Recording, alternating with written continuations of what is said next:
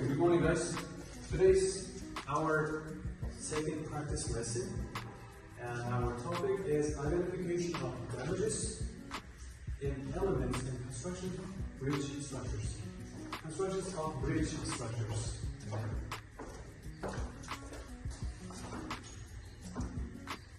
Well, here you can see why bridge damage identification matters. Nimaga ko'prikdagi nuqsonlarni aniqlash ahamiyatga ega. Why? Who knows? What do you think? What do you think? Nimaga aniqlash kerak? Kelajakda bo'lgan avariyalar va hodisani oldini olish uchun. Yes. That's also one reason. Early detection. Early detection degan oldindan, ya'ni o'sha nuqsonlarni aniqlash. Early detection. Timely identification of defects such as cracks, corrosion, and swelling allows for repairs before damage becomes critical and structural integrity is compromised. Yani oldindan o'sha defektlarni, ya'ni yoriqlarni, korroziyani va suv sizib kirishini oldin aniqlash demak katta qanaqadir avariya vaziyatlarni oldini olish uchun juda muhim. Birinchisi, the first reason is early detection. The second one is public safety. Public safety degani bu demak jamiyatda xavfsizlik degan ma'no. Ya'ni transport vositalarini undan bo'yicha demak harakatlanuvchi passengerlarni, yo'lovchilarni xavfsizligi uchun. A bridge structure is subjected to wind, earthquakes, impact, and vehicle load. Damage identification ensures the safety and reliability of bridges for road users. What did you understand? Nima tushundingiz? Ya'ni ko'prik konstruksiyasi kuchli shamollarga, earthquake degani yer qimirlashiga, ta'sirlarga va yurtdan tushadigan load tashqi ta'sirlarga ishlarni bo'lish kerak bo'ladi. Ular ta'sirga uchrab turadi. Doimiy ravishda, to'g'rimi? Doimiy ravishda shamol bo'lishi mumkin. O'zi biz bilmaydigan darajada earthquake, ya'ni yer qimirlashi bo'lib turadi bizda. Bundan tashqari har doim vehicle load, ya'ni transport vositalaridan yuk ta'sir qiladi. And three, why? Nimaga? Savolga javob. Maintenance planning.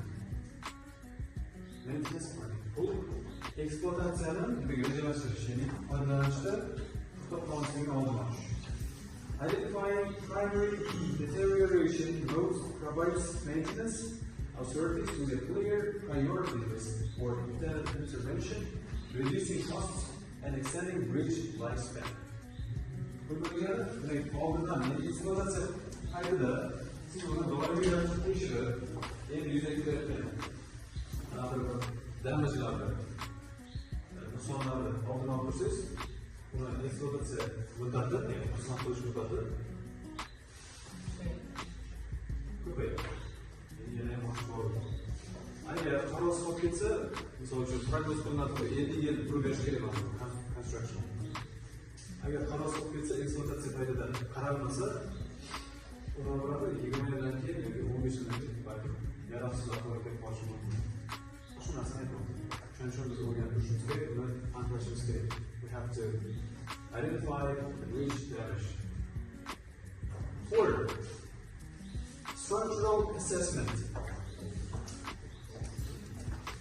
Systematic damage reports enable data-driven decisions, allowing engineers to evaluate the impact on bridge strength and serviceability over time.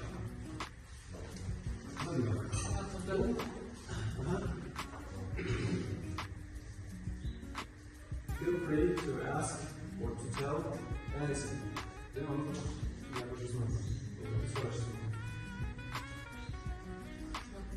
Ya'ni systematic damage degani doimiy ravishdagi har bir nuqsonlar kuzatilishi nima bo'ladi? Nima bo'lishi mumkin? Diğer bir sabah. Orada yürüyüş problemine de bir çalışma kumadı güzel hatta. Doğru bir araçta bir sohbetimizde bir yorum düştü. Siz anladınız. Buna eğer tuzatkenizden keyin yana yorilish o'sha hududda zonada bo'ladigan bo'lsa, biz bu kanalda boshqa injenerlarga bog'liq bo'lgan konstruktiv tuzatishni, rekonstruksiya xizmatlariga ishligini bilishingiz mumkin. Har bir ustidan remontga ko'rinishni, misol uchun har bir nuqson qayta-qayta takrorlanadigan bo'lsa, o'sha konstruksiya qanday bo'lishi kerak degan masalani o'rtaga Retortda reason why. Nimaga biz bundan qatnashimiz kerak? Yig'ilishlar.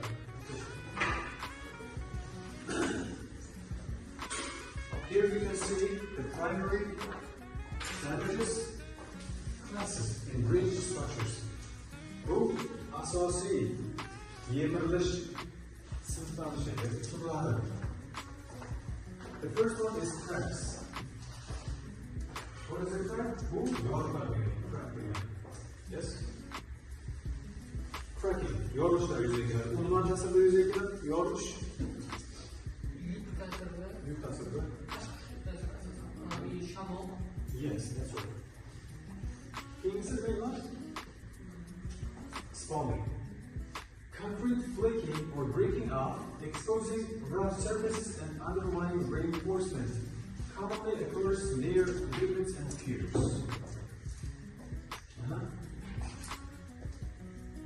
Yani su sızıklışı. Yağmur sularında, kar sularında, ve bir yandaşlarda transport hastalarında muayenelerinde, su yüklerinde, fonksiyon neticesinde ve su karışımı, konstrüksiyon içinde. Doğru mu? Dünyanın bir uygulamalarda korroziyaga, sho'rlanishga, ya'ni beton xususiyatini yo'qotishga sabab bo'lishi mumkin. And this third one is corrosion. So, corrosion o'zimizlarga corrosion. When you can this corrosion, the process of corrosion will happen. Qachon paydo bo'ladi corrosion?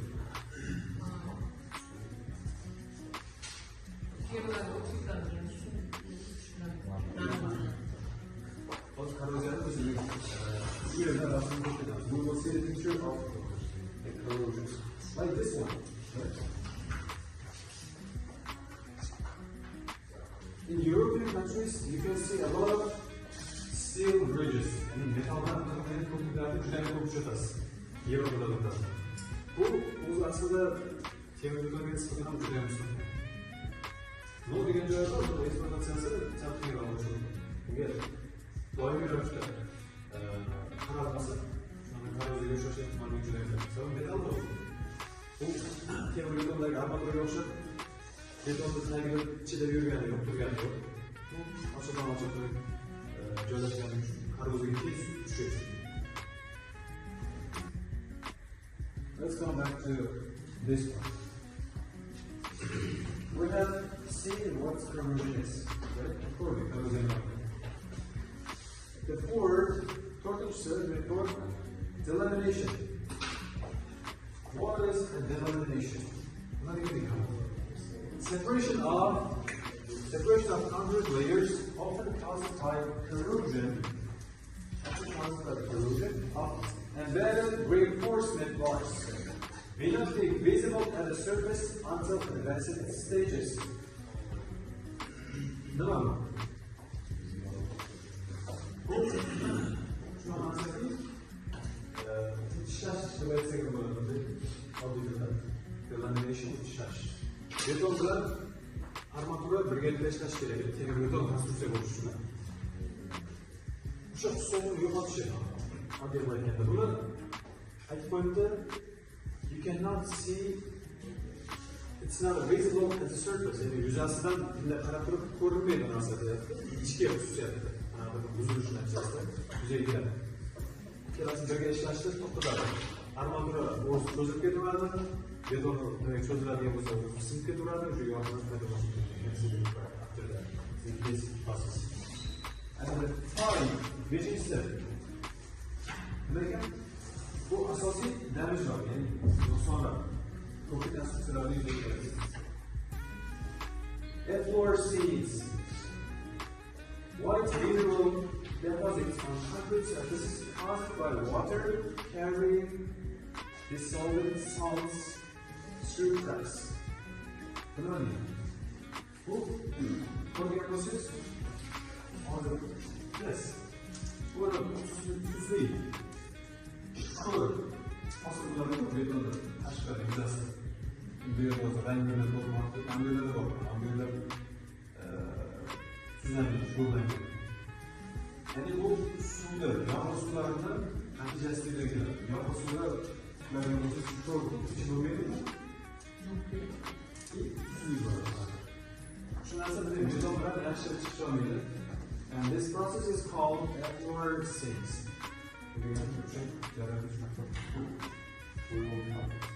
And the last one is exposed rebar. What is exposed rebar? Still, reinforcement bars become visible when concrete cover is lost through spalling and delamination, accelerating erosion and structural degradation.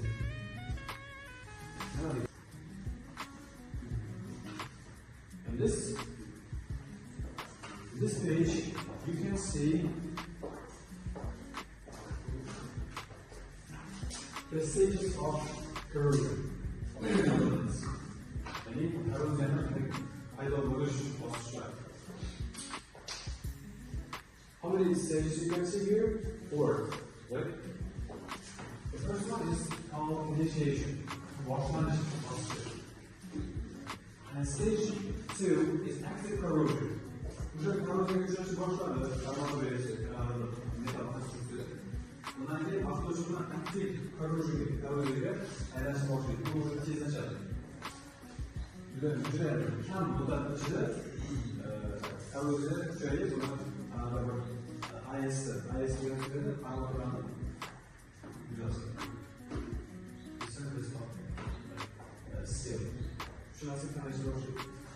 And stage 3 is cracking and delamination. Yani, üçüncü basış yolda devamlı cracking. Betonda yağ fazla var. Delamination yani betondan çıkarttı, süsletti lopalar. Şu nasıl? Korroziya çıkış başladı. Aktif korroziya oldu yani. Kirleşimler. Üçüncü basışlar yağ fazla var. Aşağıda betonda. Bak bunlar betondan bir geçiş süsletti lopalar.